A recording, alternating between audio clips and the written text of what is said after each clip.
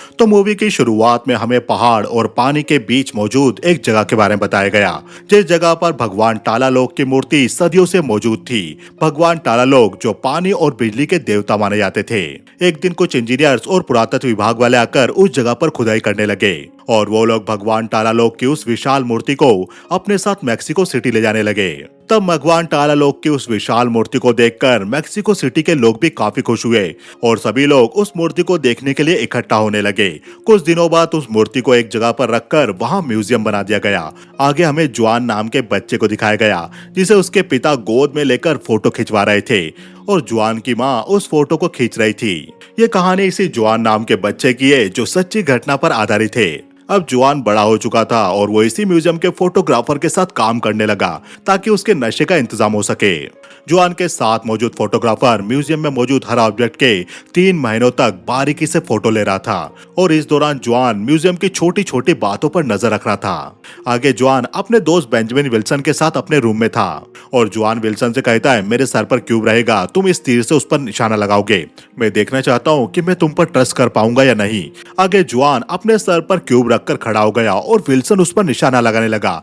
Wilson के हाथ कांप रहे थे और उसने तीर छोड़ा, तभी जुआन नीचे झुक गया और जुआन गुस्से से विल्सन से कहने लगा, क्या तुम मेरी आंख पर निशाना लगाने वाले थे? मुझे लगा मैं तुम पर विश्वास करता हूँ और तुम मुझे शूट कर रहे थे। तभी वहाँ जुआन की बहन आकर कहने लगी, तुम्हें बाहर बुलाया है। तब जुआन बाहर जाकर बच्चों के साथ टीवी देखने लगा। तभी जुआन की माँ आकर उससे कहने लगी, तुम्हें जाना नहीं है, बाहर जूलियो तुम्हारा वेट कर रहा है सेंटा क्लॉज के कॉस्ट्यूम के लिए। आगे जुआन एक शॉप पर जाकर अपने लिए सेंटा क्लॉज के कॉस्ट्यूम सिलवाने लगा। उसी वक्त टीवी पर न्यूज बताई जा रही थी, एंथ्रोपोली म्यूजियम कुछ दिनों के लिए बंद रहेगा। आज से लेकर 5 जनवरी तक ये म्यूजियम बंद रहेगा क्योंकि म्यूजियम में न्यू वेंटिलेशन सिस्टम इंस्टॉल करने का काम चल रहा है। ये न्यूज देखते ही जुआन टेलर से कहने लगा, मुझे अर्जेंटली एक कॉल करना है, मैं अभी आया। और बाहर जाकर जुआन अपने फ्रेंड विल्सन को कॉल करने लगा, पर विल्सन ने कॉल अटेंड नहीं किया, जैसे कि डक टेप, कॉपर वायर, कीले और भी कई सारे छोटे मोटे सामान। जब जुआन छोटा था तब जुआन के ग्रैंडफादर क्रिसमस के डिनर के बाद बच्चों को गिफ्ट देते थे, लेकिन ग्रैंडफादर के डेथ के बाद ये काम हर साल अब जुआन को करना पड़ता है और जुआन को ये काम बिल्कुल पसंद नहीं था। जुआन ने अपने पिता के क्लिनिक पर जाकर चेकअप करवाया और जुआन के पिता कहने लगे, तुम्हारा ब्लड प्रेशर काफी हाई है, मैं कुछ दवाई लिख कर दे रहा हूँ, तुम वो ले लेना। जुआन ने अपने पिता से कहा, डैड क्रिसमस के डिनर के बाद मुझे बहुत ही अर्जेंट काम है, क्या मुझे आपकी कार मिल पाएगी? जुआन के पिता कहने लगे, आज रात तुम डिनर में मौजूद रहोगे ना, क्या तुमने अपना सूट सिलवा लिया? जुआन ने कहा, हाँ मैंने सिलवा लिया। तब जुआन के पिता ने उसे कार की चाबी देते कहा, आज शाम को मिलेंगे, टैंक फुल करवा लेना। बाहर जाकर जुआन रिसेप्शन से फोन लेकर अपने फ्रेंड विल्सन को कॉल करके कहने लगा, आज रात को हमें वो काम करना है। विल्सन कहने लगा, लेकिन आज तो क्रिसमस है, तुमने कहा था कि हम 31 दिसंबर को ये काम करेंगे। जुआन कहने लगा, मैंने अभी अभी न्यूज देखी, कल से म्यूजियम में रिपेयरिंग का काम शुरू हो जाएगा और कल से म्यूजियम में वर्कर मौजूद रहेंगे। विल्सन कहने लगा, आज मैं कैसे कर पाऊंगा, आज मेरे डैड के साथ मेरा डिनर है और डॉक्टर ने कहा है कि ये उनकी आखिरी क्रिसमस होगी। जुआन कहने लगा, मैं कुछ नहीं जानता, आज रात को हमें काम करना है। शाम को जुआन की पूरी फैमिली, उसके रिलेटिव उसके घर में मौजूद थे। वो सभी काफी खुश थे फैमिली के साथ डिनर को लेकर, लेकिन ऊपर जुआन बैग में कुछ सामान भर रहा था और वो बैग लेकर जाने लगा। तभी जुआन की बहन उसे रोककर कहने लगी, तुम कहाँ जा रहे हो, डैड तुम्हें बुला रहे हैं, नीचे पूरी फैमिली आई हुई है और तुम ऊपर क्या कर रहे हो, क्या तुम खुश नहीं हो? तब जुआन कहने लगा, आज क्रिसमस है, इसमें खुश होने वाली कौन सी बात है? जुआन की बहन कहने लगी, तुम्हारी इतनी बड़ी फैमिली है, कई लोगों की फैमिली नहीं होती, तुम्हें तो इस बात को लेकर खुश होना चाहिए। तब जुआन कहने लगा, मुझे जाने दो, तुम्हारे अंदर से बदबू आ रही है। ऐसा कहकर जुआन ने वो बैग नीचे जाकर रख दिए। नीचे पूरी फैमिली डिनर करने बैठ गई और जुआन भी उनके बीच जाकर बैठ गया। वो सभी लोग आपस में बात करने लगे और जुआन वेट करने लगा कि कब वो उठकर यहाँ से जा पाएगा। थोड़ी देर बाद जुआन उठकर स्टोर रूम में जाकर और सामान इकट्ठा करने लगा। तभी वहाँ एक बच्चा आकर जुआन से कहने लगा, आपको फोटो के लिए बुला रहे। जुआन उस बच्चे से कहने लगा, मैं अभी आता हूँ, क्या तुम्हें पता है सेंटा क्लॉज के प्रेजेंट कहाँ पर है? इस कपड़े के पीछे सेंटा क्लॉज के प्रेजेंट रखे हुए हैं। जुआन उस बच्चे को प्रेजेंट बॉक्स पर लिखे हुए बच्चों के नाम भी दिखाने लगा और कहने लगा, अभी तुम यहाँ से चले जाओ, मैंने तुम्हारी मॉम को आते हुए देखा था। जुआन वहां से चला गया और वो बच्चा गिफ्ट बॉक्स को ओपन करने लगा। आगे उस बच्चे ने बाहर जाकर सभी बच्चों को गिफ्ट के बारे में बता दिया और सभी बच्चे स्टोर रूम में जाकर अपने अपने गिफ्ट ओपन करके देखने लगे। उसी वक्त वहां पर जुआन की बहन आकर बच्चों से गुस्से से पूछने लगी, तुम्हें गिफ्ट के बारे में किसने बताया? उनमें से एक बच्चे ने कहा, मुझे जुआन ने बताया, उसने कहा यही तुम्हारा गिफ्ट है, इसे ले लो। ये बात सुनकर जुआन की बहन बाहर जाकर जुआन पर चिल्लाने लगी और वो जुआन की माँ से कहने लगी, आपके बेटे ने बच्चों को बताया है कि कोई सेंटा क्लॉज नहीं होता और उसने बच्चों को प्रेजेंट भी बता दिए। तब सारे फैमिली मेंबर जुआन पर गुस्सा करने लगे और जुआन कहने लगा, मैंने उन्हें कुछ नहीं बताया। तब जुआन के कुछ कजन जुआन को मारने पर उतारू हो गई, लेकिन जुआन की माँ ने उन्हें रोक दिया। कुछ देर बाद जुआन कार लेकर विल्सन के घर के लिए निकल गया और विल्सन के घर पहुंचकर जुआन ने देखा कि विल्सन के डैड को ऑक्सीजन लगा हुआ था और वो टीवी देख रहे थे। जहां पूरा शहर क्रिसमस मना रहा था, वहीं विल्सन का घर सूना पड़ा हुआ था। ये देख जुआन जाने लगा, तभी उसकी गाड़ी के सामने विल्सन आकर गाड़ी में बैठ गया। जुआन कहने लगा, मुझे तो लगा था तुम नहीं आओगे। ऐसा कहकर वो लोग गाड़ी में बैठकर म्यूजियम की तरफ जाने लगे और जुआन ने म्यूजियम के पास में गाड़ी रोककर कहा, इस पॉइंट के बाद अब हम पीछे नहीं हट सकते। विल्सन ने कहा, मैं तैयार हूँ। वो दोनों म्यूजियम के करीब जाकर तार की फेंसिंग को क्रॉस कर गए। म्यूजियम के मेन डोर के ऑफिस में गार्ड मौजूद थे जो आपस में बातें कर रहे थे। तब जुआन और विल्सन नीचे लेटकर उस ऑफिस के करीब से निकल गए और गार्ड्स को पता भी नहीं चला। वो दोनों म्यूजियम के अंदर जाने वाले गेट के पास पहुंचे तो उन्होंने देखा वहां पर एक गार्ड मौजूद था। गार्ड के वहां से निकलने के बाद वो दोनों दरवाजे तक पहुंचे और विल्सन म्यूजियम के अंदर जाने वाले कांच के दरवाजे को खोलने लगा। विल्सन को लॉक की चाबी बनाना आता था तो उसने चाबी बनाकर लॉक को खोल दिया और वो दोनों शीशे का दरवाजा खोलकर चुपचाप म्यूजियम के अंदर चले गए।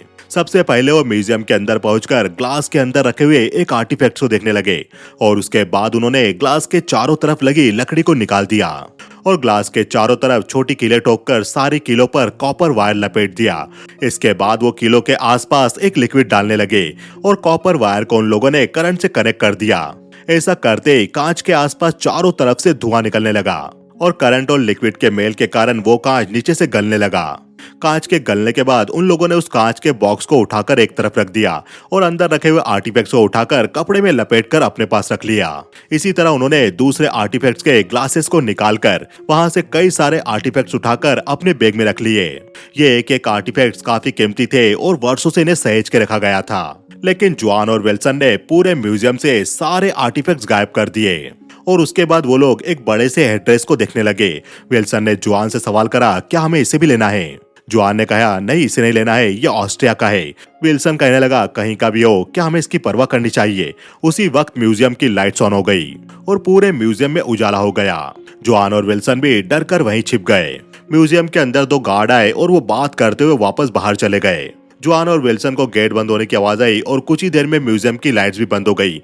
विल्सन और जुआन ने बाहर जाकर देखा तो म्यूजियम के मेन दरवाजे पर चेन के जरिए एक मोटा सा ताला लगा दिया गया था। ये देखकर वो दोनों सोचने लगे कि अब वो लोग क्या करेंगे, क्योंकि म्यूजियम के अंदर वो दोनों फंस चुके थे और उन्हें म्यूजियम के अंदर एक वेंटिलेशन डक्ट दिखाई दिया।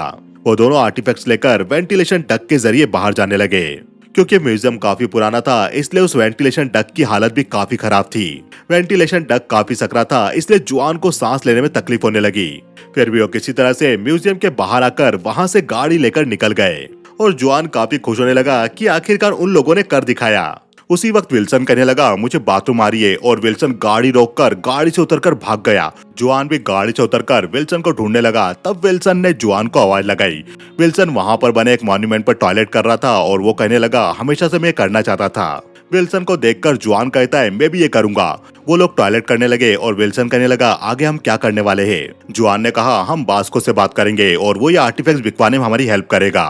जुआन अपने घर में जाकर सो गया और सुबह उसकी नींद खुली तो सबसे पहले वो उठकर आर्टिफैक्ट देखने लगा जो वो म्यूजियम से चुरा कर लेकर आया था। जुआन उठकर बैग लेकर नीचे गया तो उसने देखा उसके घर के सभी लोग नीचे टीवी देख रहे थे और टीवी पर म्यूजियम में चोरी हुए आर्टिफैक्ट्स की न्यूज बताई जा रही थी।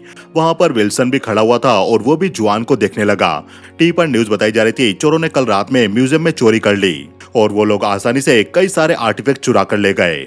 इनमें से कई सारे आर्टिफैक्ट्स काफी पुराने और कीमती भी थे। पुलिस का मानना है कि वो चोर जरूर कल्चरल ट्रैफिकिंग गैंग से जुड़े हुए होंगे। इस एक चोरी ने दुनिया भर के म्यूजियम को डरा दिया। यह चोर पूरी मेक्सिको के दुश्मन है और ये घटना काफी शर्मनाक है। ये न्यूज देखने के बाद जुआन के पिता कहने लगे, वो मामूली आर्टिफैक्ट्स नहीं थे, वो हमारी कल्चरल हेरिटेज थी। जिन लोगों ने भी किया है उनके साथ काफी बुरा होना चाहिए। उनका पास्ट और फ्यूचर दोनों बिगड़ जाना चाहिए। उन लोगों ने इस कंट्री के भविष्य को अंधेरे में ढकेल दिया। अगर चोरी करने वाले पकड़े जाए तो उन्हें चौराहों पर लटका देना चाहिए। और तब तक नहीं उतारना चाहिए जब तक उनकी बॉडी से खून का एक एक कतरा ना निकल जाए। ये कहकर जुआन के पिता उठकर वहां से चले गए और जुआन और विल्सन एक दूसरे को देखने लगे। आगे जुआन उन आर्टिफैक्ट्स को धोने लगा। तब विल्सन ने उससे पूछा, क्या तुम्हें डर नहीं लग रहा? क्या हमें ये सब वापस म्यूजियम को लौटा देना चाहिए? यदि हम सब कुछ म्यूजियम के दरवाजे पर रखकर आ जाएंगे तो किसी को कुछ पता नहीं चलेगा। जुआन कहने लगा, क्या तुम पागल हो गए हो? हम ये सब कुछ बास्को को बेच देंगे, जैसा कि हमारे बीच पहले तय हुआ था। वो हमसे ये लेकर अपने क्लाइंट को बेच देगा और बात यहीं खत्म हो जाएगी। विल्सन और जुआन गाड़ी लेकर दूसरी सिटी जाने लगे और रास्ते में उन्हें आर्मी वालों ने रोक लिया। आर्मी वालों ने उनसे उनका आईडी मांगा और सवाल किया, क्या तुम्हारे पास marijuana है? विल्सन ने ना में जवाब दिया और आर्मी वाले कहने लगे, तुम्हें बाहर आना होगा, हमें गाड़ी की तलाशी लेनी है। वो दोनों गाड़ी से बाहर निकल गए और आर्मी वाले उनकी गाड़ी की तलाशी लेने लगे। आर्मी वाले उनका बैग भी देखने लगे जिसके अंदर उन्हें आर्टिफैक्ट्स मिले, लेकिन आर्मी वालों को समझ नहीं आया कि आखिर ये चीजें है क्या। और उनमें से एक आर्मी वाला गाड़ी से बाहर निकल के सवाल करने लगा, क्या तुम लोग हैंडक्राफ्ट कलेक्ट करने का काम करते हो? विल्सन ने जवाब दिया, हाँ।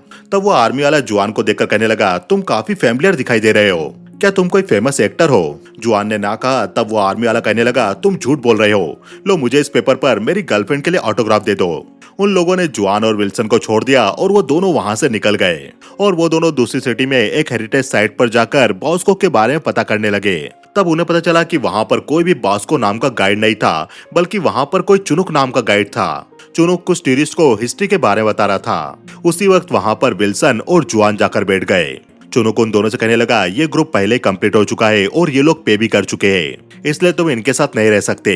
तब वहां बैठे दूसरे टूरिस्ट कहने लगे, हमें कोई प्रॉब्लम नहीं, ये लोग भी साथ में रह सकते। ये सुनकर चुनुक उन लोगों को भी हिस्ट्री के बारे में बताने लगा और चुनुक उन लोगों को एक पिरामिड के अंदर ले जाकर एक कब्र के बारे में बताने लगा। वो बाहर जाने लगे, तब जुआन और विल्सन ने उसे रोक लिया और वो लोग कहने लगे, हमें तुमसे कुछ बात करनी है। एक्चुअल में चुनुक का नाम ही बॉस्को था, जिसने जुआन से कहा था कि तुम म्यूजियम से आर्टिफैक्ट चुरा लो, मैं उसे बिकवा दूंगा। लेकिन अब बास्को यानी चुनुक इनकार कर रहा था। आगे जुआन और विल्सन बास्को के घर पर थे और बास्को जुआन से बोल रहा था, मैं इसमें तुम्हारी कोई हेल्प नहीं कर पाऊंगा। जुआन कहने लगा, तुमने कहा था तुम किसी मिस्टर ग्रेव्स को जानते हो जो ये सब खरीद सकता है, अगर तुम हमारी हेल्प नहीं करोगे तो हम पेपो सोटो के पास जाएंगे। बास्को कहने लगा, और उसके बाद तुम सीधा जेल जाओगे। पेपो सोटो इस दुनिया का राजा है, वो तुमसे सब कुछ छीनकर तुम्हें जेल भिजवा देगा। जुआन कहने लगा, इसीलिए हम तुम्हारे पास आए, हमारी हेल्प करो। आगे जुआन ने बास्को को वो आर्टिफैक्ट्स दिखाया जो उसने म्यूजियम से चुराया था और जुआन ने बास्को से पूछा, अब बताओ तुम हमारी हेल्प करोगे? विल्सन और जुआन बास्को के घर से निकल गए और उन लोगों ने काफी नशा भी कर लिया था और न्यूज़पेपर में गवर्नमेंट द्वारा न्यूज छपवाई गई थी, जिस किसी ने भी आर्टिफैक्ट्स का पता लगाने में हेल्प की उसे $50 मिलियन का इनाम दिया जाएगा। म्यूजियम की चोरी के केस में अब इंटरपोल भी इन्वॉल्व हो चुका था। जुआन ने उस पेपर की कटिंग को फाड़कर अपने पास रख लिया। जुआन और विल्सन को वहां रहते हुए 1-2 दिन हो चुके थे और एक दिन सुबह बास्को ने जुआन से टेंट में आकर कहा, फ्रैंक ग्रेव्स नाम का आदमी आ चुका है, वो हमसे फ्राइडे को मिलेगा, अब हमें चलना चाहिए। बास्को उन दोनों को कार में लेकर वहां से जाने लगा और रेडियो में न्यूज आ रही थी। ट्रेन स्टेशन, नेवल पोर्ट और एयरपोर्ट पर सिक्योरिटी डबल कर दी गई ताकि उन आर्टिफैक्ट्स की स्मगलिंग रोकी जा सके। विल्सन और जुआन दोनों अच्छे कपड़े पहनकर मीटिंग के लिए रेडी हो गए। तभी विल्सन ने कार में आकर जुआन को बताया, मेरे डैड को हॉस्पिटल ले जाया गया है। यह सुनकर जुआन कहने लगा, बस आज की बात है, हम कल किसी भी तरह से निकल जाएंगे। कल हमारे पास पैसा होगा और तुम अपने डैड का इलाज अच्छे से अच्छे हॉस्पिटल में करवा पाओगे। इस समय तुम मुझे अकेला छोड़कर नहीं जा सकते, चुपचाप आकर कार में बैठो। ये बात सुनकर विल्सन चुपचाप आकर कार में बैठ गया। बास्को विल्सन और जुआन को मिस्टर ग्रेव्स के घर ले गया। अंदर विल्सन और जुआन से फ्रैंक ग्रेव्स नाम का आदमी आकर मिला और बास्को ने ग्रेव्स के घर में कुछ आर्टिफैक्ट्स देखकर कहा, ये तो टिकल का न्यू पीस है, 400 AC के जमाने का। फ्रैंक कहने लगा, हाँ बिल्कुल, तुमने सही पहचाना। बास्को कहने लगा, टिकल का हर एक आर्टिफैक्ट्स वो किसी न किसी के प्राइवेट कलेक्शन में है। टिकल के इन आर्टिफैक्ट्स को कोई नहीं देख सकता, ऑनर के फ्रेंड के अलावा। तब फ्रैंक कहने लगा, तो तुम वापस इंडियाना जोन्स की तरह सोचने लगे हो कि इन आर्टिफैक्ट्स को म्यूजियम में होना चाहिए। आगे फ्रैंक जुआन और विल्सन से कहने लगा, तुमने बेलजोनी के बारे में सुना है? बेलजोनी जो 19वीं सदी का एक्सप्लोरर था, उसने इजिप्ट में कई सारे मंदिर और मकबरों का पता लगाया। बास्को ने कहा, और उसे जो भी आर्टिफैक्ट्स मिले उसने अपना समझकर लोगों को बेच दिया और विश्वास मानो इसी तरह के चोरी के सामान से ब्रिटिश म्यूजियम बना। फ्रैंक कहने लगा, सारे म्यूजियम इसी तरह से बने, यहाँ तक कि मैक्सिको का एंथ्रोपोलॉजी म्यूजियम। चलो ये सब बातें छोड़ो, तुम लोग मुझे कुछ दिखाने के लिए आए थे, बताओ तुम लोग साथ में क्या लाए हो? तब जुआन कहने लगा, हमारे पास 140 आर्टिफैक्ट्स के पीस है जो हम किसी एक बायर को बेचना चाहते हैं। और जुआन और विल्सन ने फ्रैंक को कुछ आर्टिफैक्ट्स दिखाए।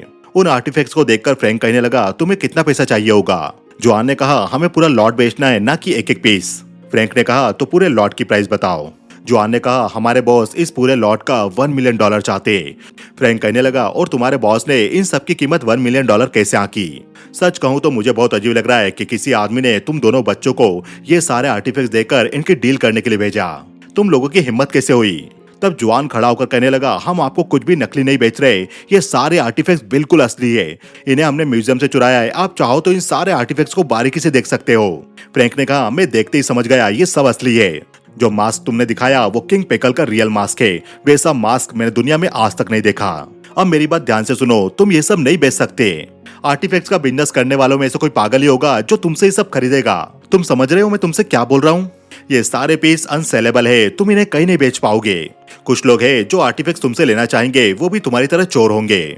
बस उन्हें एक फोन कॉल करने की जरूरत है। वो लोग तुम्हारे पीछे आते ही होंगे, इसलिए जितना जल्दी हो सके तुम यहाँ से निकल जाओ। वहाँ से निकलकर जुआन ने अपने घर पर कॉल किया और कॉल उसकी बहन ने अटेंड किया।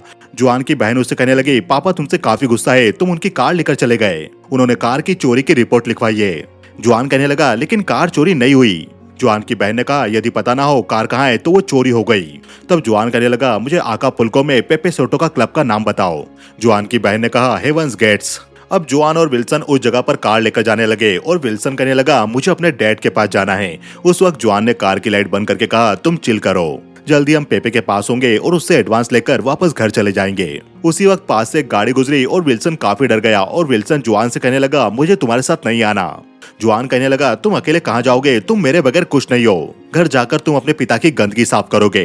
ये सुनकर विल्सन को गुस्सा आया और वो जुआन से लड़ने लगा और विल्सन जुआन को छोड़कर वहाँ से भाग गया। आगे जुआन हेवंस गेट्स नाम के क्लब का पता लगाकर पेपे सोटो नाम के आदमी से मिलने चला गया। क्लब में जाकर वो डांस देखने लगा और उसने एक आदमी को बुलाकर कहा, ये पैसा रखो और पेपे सोटो से कहो कि जुआन उसका वेट कर रहा है। तब उस आदमी ने कहा, यहाँ पर कोई पेपे सोटो नहीं है।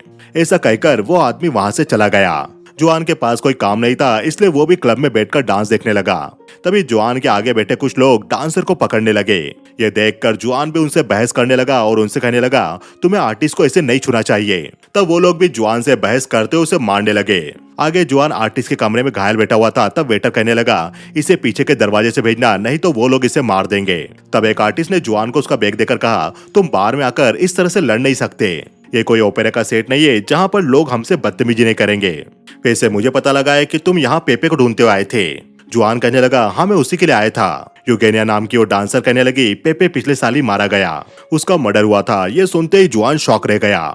यूगेनिया कहने लगी, उसने काफी सारा उधार ले लिया था और वो काफी सारी चीजों में फंस चुका था। यह सुनकर जुआन ने कहा, क्या मैं आपके फोन से कॉल कर सकता हूँ? यूगेनिया ने इजाजत दे दी और जुआन पेपर की कटिंग निकालकर उस पर दिए हुए नंबर पर कॉल करने लगा, जिस पेपर कटिंग पर लिखा हुआ था, चोरी हुए आर्टिफैक्ट्स का पता बताने वाले को 50 मिलियन का रिवॉर्ड दिया जाएगा।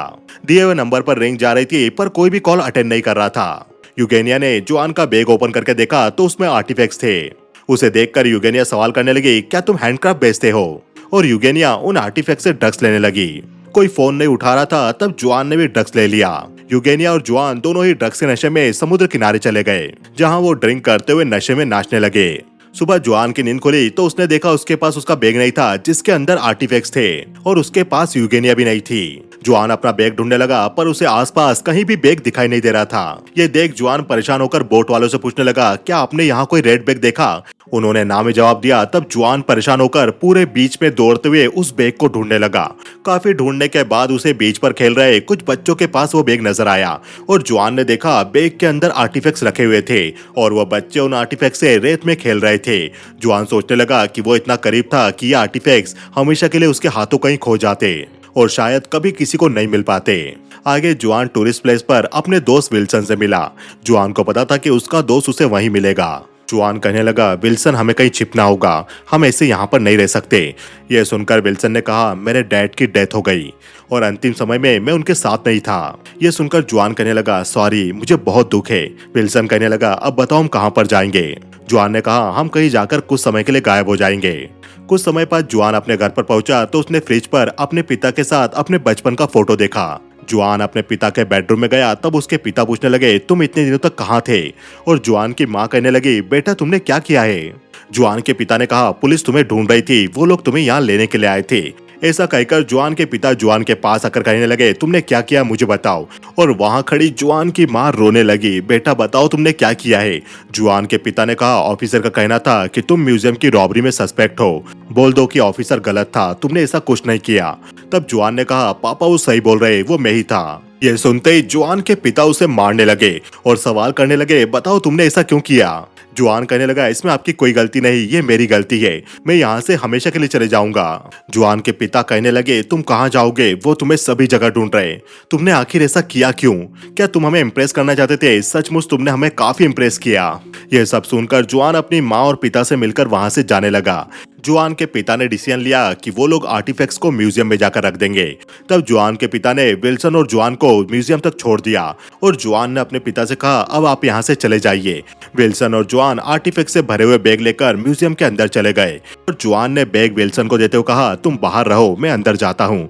जुआन अंदर गया तो उसने देखा म्यूजियम में काफी सारे लोग मौजूद थे। चोरी के बाद विजिटर की संख्या बढ़ चुकी थी, लोग अब वहां पर खाली शीशे देखने आ रहे थे। वहां पर कोई भी आर्टिफैक्ट्स नहीं रखे थे, खाली शीशे थे जहां से जुआन और विल्सन ने सारा सामान चुरा लिया था। विल्सन ने आर्टिफैक्ट से भरे हुए दोनों बैग म्यूजियम में जमा करवा दिए जहां पर विजिटर का सामान जमा किया जाता था। जुआन ने भी देखा जो मास्क उन लोगों ने चुराया था उस जगह पर एक नकली मास्क लगा दिया गया था। यह देखकर जुआन चुपचाप शीशे पर असली मास्क रख के चला गया। गार्ड ने भी असली मास्क को देखकर सिक्योरिटी को इन्फॉर्म कर दिया और विल्सन ने देखा कि सिक्योरिटी वाले किसी चीज को लेकर अलर्ट हो गए थे। यह देखकर विल्सन को भी समझ आ गया कि जुआन ने उसे अकेला क्यों भेजा, क्योंकि जुआन नहीं चाहता था कि सिक्योरिटी वाले विल्सन को ही पकड़ ले। विल्सन ने जुआन को अपने पास आते हुए देखा। तब जुआन ने विल्सन को सर हिलाकर उससे दूर रहने के लिए कहा और उसी वक्त सिक्योरिटी वालों ने आकर जुआन को पकड़ लिया और ये मूवी यहीं खत्म हो गई। तो दोस्तों ये मूवी सच्ची घटना पर आधारित थी। 1985 में क्रिसमस की रात में मेक्सिको के म्यूजियम में चोरी की गई थी। आपको ये मूवी कैसी लगी हमें बताइए कमेंट सेक्शन में। हमारे इस वीडियो को ज्यादा से ज्यादा लाइक कीजिए। वीडियो पसंद आए तो कमेंट सेक्शन में यस टाइप कीजिए और हाइप ऑप्शन का जरूर यूज कीजिए। चैनल को सब्सक्राइब करना बिल्कुल ना भूलिए क्योंकि पिक्चर अभी बाकी है मेरे दोस्त।